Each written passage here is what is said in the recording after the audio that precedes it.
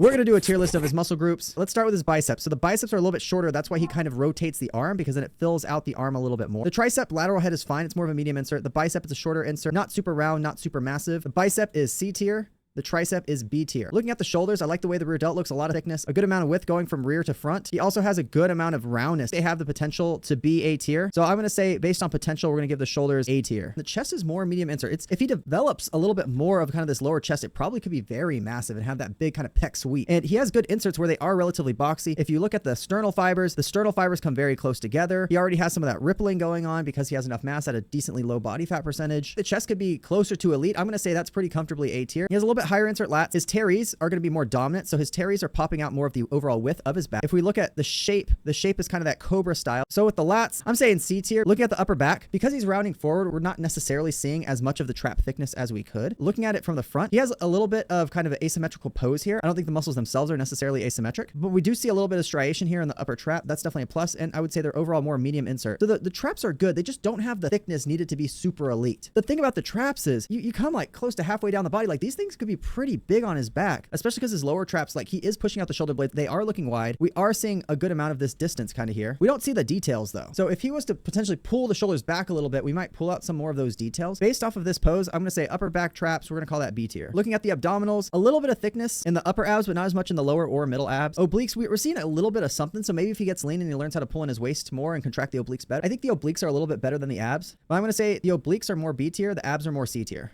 Finally, looking at the forearms, he's got a little bit of vascularity going on. He's got those longer inserts, like the brachioradialis is long. He's a tall guy, yet he does have a good amount of mass to give him the shape on the forearms. Good vascularity, good overall shape.